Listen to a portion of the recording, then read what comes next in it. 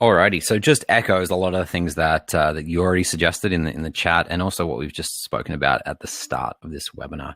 So what I want to do now is I want to look at these four areas that make up the elements of physical literacy: motivation and confidence, the physical competence, knowledge and understanding, and engagement in physical activities for life, and look at like what they mean at a deeper level, and maybe from a physical education standpoint. So we're talking about physical competence, and this was something that I think Renee mentioned earlier in the chat about offering learning opportunities such as fundamental movement skills, and a couple of other people mentioned as well. But really, if we want our students to develop physical competence, we want to make sure that we are giving them a variety of opportunities all throughout their schooling experience to learn about locomotor skills, manipulative skills, stability skills, and fitness skills. So you can see the different types of movements there that you might want to work on with the students. So things like running and skipping and galloping and shuffling and hopping, leaping, throwing, catching, rolling, kicking, striking, dribbling, and different balances, vertical jumps, horizontal jumping, landing, transferring of weight.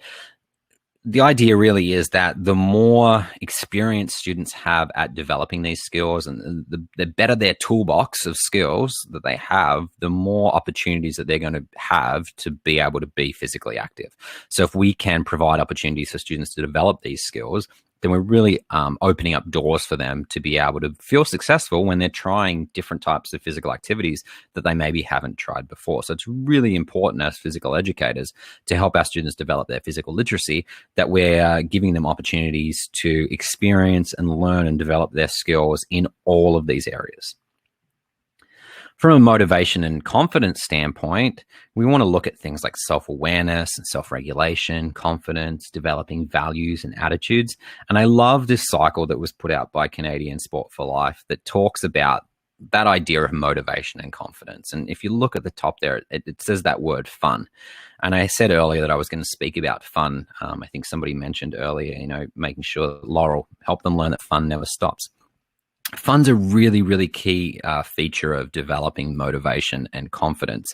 And the idea that something is fun really is that place between success and failure.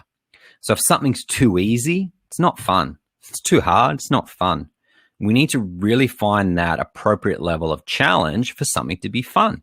If we can find that balance between success and failure, then something is fun for students. And even the youngest student can tell us that, when they're having the most fun is when something is challenging them to be better than they already are, not something that is, too easy for them or too hard. So we know that if we can encourage our students to have fun, that's going to build their confidence.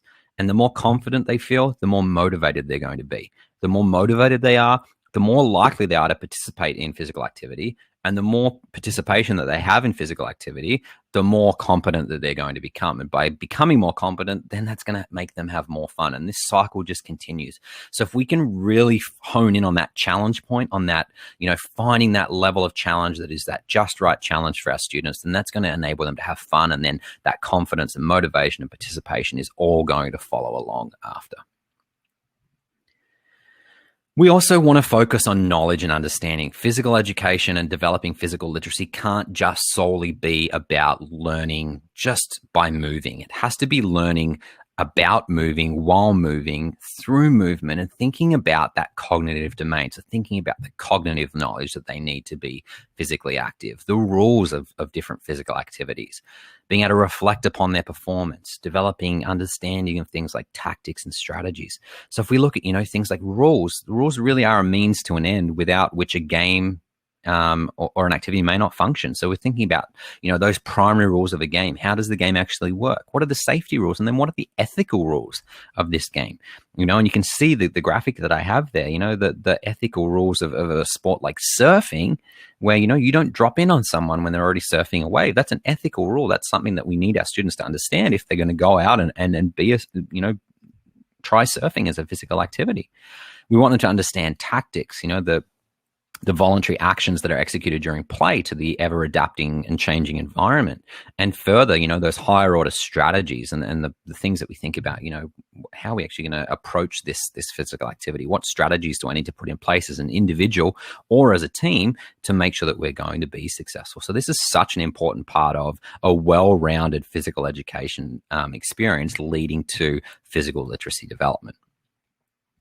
And then our engagement in physical activities for life. This is a really difficult one because a lot of the time we want our students to go out after our physical education classes and out into the world and engage in physical activities. And we won't see it because, once they leave our school, they're adults. We hope that we've given them everything that they need to be able to be successful.